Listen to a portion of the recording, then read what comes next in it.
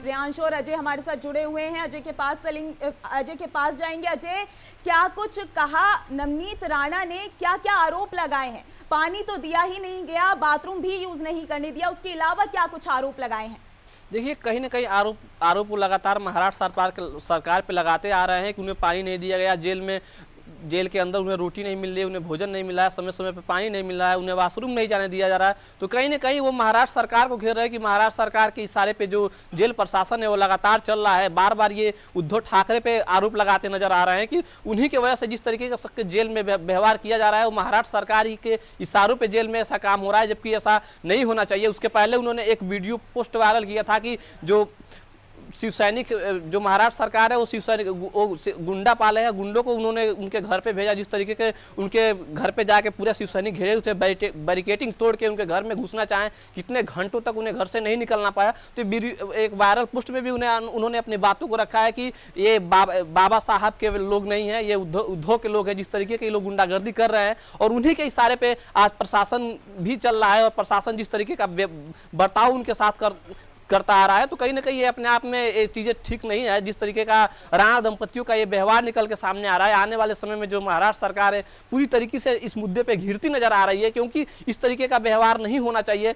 अगर वो गलती की है तो उन्हें सजा तो मिलेगा ही मिलेगा, लेकिन उन्हें भोजन पानी जो भी प्राकृतिक आवश्यकता है उन्हें प्रशासन को समय समय पर मुहैया कराते रहना चाहिए। माधुरी, अजय, मैं आपके पास आऊंगी, लेकिन उससे पहले मैं प्रियांशु झा से सवाल पूछना चाहूंगी कि राजद्रोह का मुकदमा उन पर दर्ज हुआ है, क्या हनुमान चालीसा पढ़ना राजद्रोह है?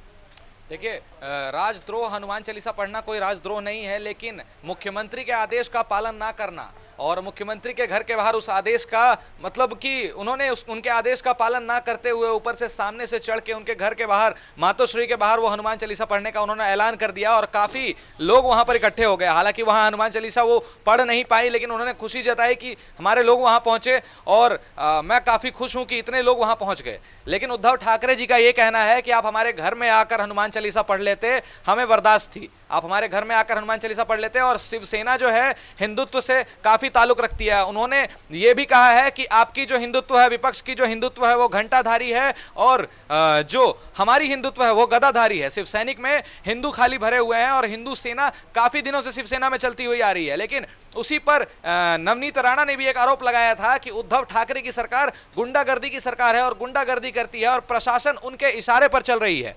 लेकिन नवनीत राणा ने एक और बात कही कि जब बाला साहेब ठाकरे थे उस टाइम पर जो शिवसेना थी वो असली मायने में शिवसेना थी, वो हिंदुत्व को दर्शाती थी, लेकिन अब तो इशारे पर काम होता है, गुंडागर्दी चलती है महाराष्ट्र में। उद्धव ठाकरे के इशारे पर ये लोग गुंडागर्दी करते हैं। लेकिन माधुरी, कहीं ना कहीं आप ये देख सकती हैं कि ये जो राजद्रोह का मुकदमा, आपने सवाल किया कि राजद्रोह का मुकदमा दर्ज किया, क्या हनुमान चालीसा पढ़ने पर राजद्रोह का मुकदमा दर्ज करना चाहिए या नहीं? तो हनुमान चालीसा पढ़ने पर राजद्रोह का मुकदमा दर्ज नहीं हुआ। हनुमान कहीं ना कहीं उनके घर के बाहर आकर स्वतंत्रता, मतलब एक किसी के घर के बाहर आकर हनुमान चालीसा पढ़ना या भीड़ इकट्ठा करना, ऊपर से मुख्यमंत्री हैं वो, तो ये चीज़ गलत थी। इसके तहत कोर्ट ने उनके ऊपर राजद्रोह का मुकदमा दर्ज किया। और भी कई सारे मुकदमे हैं। अब देखते हैं 29 अप्रैल तक ये दौर किस तरह से चलता है। हिंदुत्व आपका होता है या हिंदुत्व हमारा होता है, या फिर किसका होता है हिंदुत्व? ये आपका हमारा दौर चल रहा है अभी, हिंदुत्व आपका, हिंदुत्व हमारा। हालांकि दोनों तरफ से हिंदू संगठन मजबूत है और दोनों हिंदुत्व से ताल्लुक रखते हैं।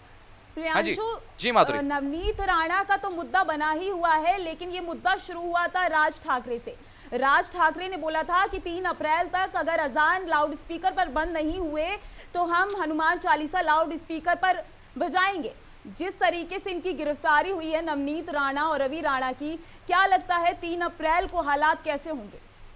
देखिए, 3 अप्रैल को तो ये बात आपको बता ही, जैसे आपने बताया कि 3 अप्रैल को बता दिया गया था कि लाउड स्पीकर पर हनुमान ये अजान नहीं दिए जाएंगे। अगर अजान दिए गए तो उसके खिलाफ वो हनुमान चालीसा पढ़ेंगे और लाउड स्पीकर पर बजाए जाएंगे। लेकिन ये आपने बोला कि राज ठाकरे का बयान था, लेकिन आपको बता दें कि नवनीत राणा कहीं ना कहीं ये दूसरे तरफ से दूसरा रास्ता ढूंढकर इस मुद्दे पर उन्होंने घुसने की कोशिश की और ये मुद्दे में आकर खड़ी हो गई। उन्होंने ये बड़ा ऐलान कर दिया कि मातोश्री के बाहर हनुमान चालीसा पढ़ेंगी। कहीं ना कहीं ये फिर मुख्यमंत्री के प्रतिष्ठा का हनन हुआ है और मुख्यमंत्री इस चीज को लेके और काफी नाराज है। उन्होंने ये बयान भी दिया है कि मेरे घर पर आके हनुमान चालीसा पढ़ लेते, लेकिन दादागिरी हम बर्दाश्त नहीं करेंगे। बाला साहेब ठाकरे अच्छे से सिखा कर गए हैं दादागिरी का जवाब कैसे देते हैं, उन्होंने ये बड़ा बयान दिया है। अजय की तरफ चलेंगे। अजय, ये बताइए कि ये मुद्दा एक धर्म पर शुरू हुआ कि अजान और हनुमान चालीसा, अजान लाउड स्पीकर पर बंद नहीं होंगे तो हनुमान चालीसा लाउड स्पीकर पर बजाए जाएंगे, लेकिन अब इस पर आपस में ही पार्टियां जो हैं वो सियासत कर रही हैं।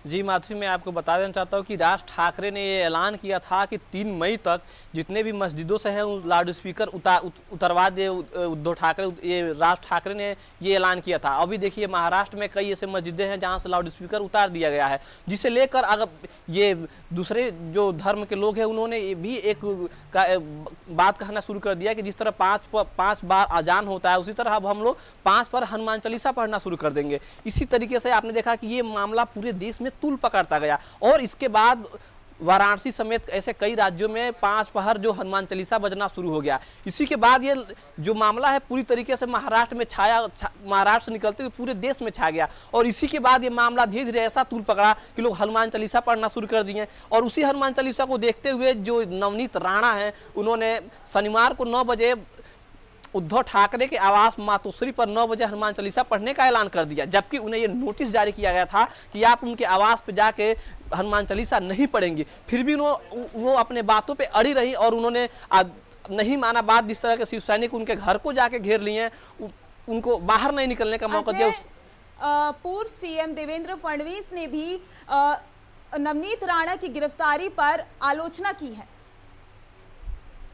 जी देखिए, आलोचना की है कि कहीं ना कहीं जिस तरीके से उनका बयान सामने निकल के आ रहा है कि राणा दंपतियों ने जो किया वो उन्हें अगर हनुमान चालीसा ही पढ़ना था तो वो अपने घर पे ही पढ़ लेते। हमें दूसरे के घर पे जाकर हनुमान चालीसा पढ़ना और उनको ठेस पहुंचाना एक कहीं ना कहीं एक तरीके से उचित नहीं है। देखिए जिस तरह से उन्होंने मातेश्वरी जाने का ऐलान कर दिया, इसके बाद किस तरह से खार पुलिस आती है और उन्हें उठा कर ले जाकर जेल में बंद कर देती है, तो कहीं ना कहीं उन्हें इस बात पर ध्यान रखना चाहिए कि हमें दूसरे की भावना को क्यों जाकर ठेस पहुँचाएं, जबकि ये दोनों लोग एक ही सिक्का के पहलू हैं। एक सिक्का के जिस तरह 2 पहलू होते हैं, उसी तरीके की ये एक ही मजहब के लोग अपनी अलग अलग मुद्दे पे। अजय शर्मा और प्रियांशु झा हमारे साथ बने रहेंगे, लेकिन उससे पहले हम आपको बताएंगे कि सुनवाई के दौरान कोर्ट ने क्या कुछ कहा। ग्राफिक्स के जरिए हम आपको बताएंगे। नवनीत राणा को सार्वजनिक जगह पर हनुमान चालीसा को लेकर फटकार लगाई गई। हनुमान चालीसा को लेकर नवनीत राणा को फटकार लगाई गई, आलोचना की गई। अदालत ने कहा कि सार्वजनिक जीवन वालों की जिम्मेदारी ज्यादा है। कोर्ट ने कहा नवनीत राणा को राज्य सरकार के अधिकारी इस तरह की कार्रवाई करने से पहले याचिकाकर्ताओं को 72 घंटे का नोटिस जारी करेंगे। खार थाने में दर्ज दूसरी एफआईआर मामले में सांसद नवनीत राणा और उनके पति रवि राणा को राहत।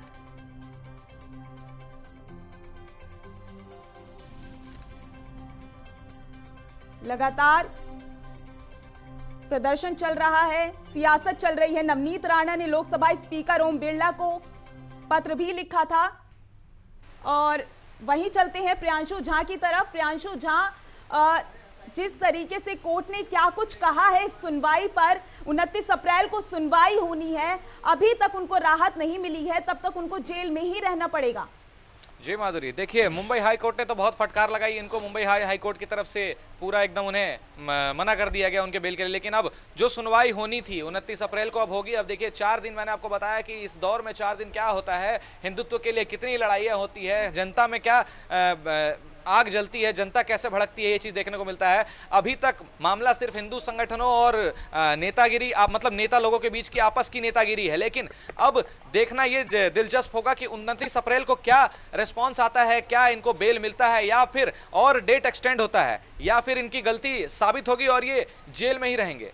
देखिए नवनीत राणा, देखिए कहीं ना कहीं हनुमान चालीसा को लेकर ये आ गए हनुमान चालीसा पढ़ने को लेकर रोड पर। इन्होंने तो काफी मतलब उत्साहित होकर ये काम करा था। लेकिन अब जो कोर्ट की कंडीशन देखने को मिल रही है, अब जो कोर्ट 4 दिन के बाद इन्हें बताया गया कि 4 दिन के बाद आपको इसकी सुनवाई होनी है। अब 4 दिन तक ये देखना बड़ा दिलचस्प होगा कि किस चीज का ये होता है, मतलब क्या हिंदुत्व को लेकर फिर से बवाल होगा। ये 4 दिन अगर वो जेल में रहते हैं तो बाहर की सियासत में क्या चीजें देखने को मिलेगी, ये बहुत ही दिलचस्प होगा देखना। लेकिन कहीं ना कहीं ये हिंदुत्व को लेकर और हनुमान चालीसा को लेकर ये चीजें करना मेरे हिसाब से, हमारे हिसाब से गलत है। क्योंकि अगर कोई हिंदुत्व दर्शा रहा है, अगर कोई बता रहा है कि हम हिंदू हैं, तो इस तरीके से हनुमान चालीसा पर विवाद हो रहा है। हमारी जनता साफ देख पा रही है कि हनुमान चालीसा पर विवाद होना साफ गलत है। हनुमान चालीसा पर विवाद नहीं होता। अब तो हनुमान जी से ही गुजारिश करेंगे कि इस गुत्थी को जल्दी सुलझाएं। अब हनुमान जी ही इसके ऊपर कुछ कर सकते हैं। और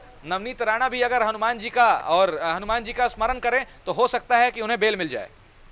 प्रियांशु झा, अजय शर्मा, हमारे साथ जुड़े रहने के लिए आपका बहुत बहुत धन्यवाद। और इसी के साथ आज सुनवाई होनी थी, लेकिन उनको राहत नहीं दी गई है। 29 अप्रैल को सुनवाई होगी। और इसी पर तमाम जानकारी के लिए हमारे साथ बने रहिएगा संभव टीवी पर। तब तक के लिए नमस्कार।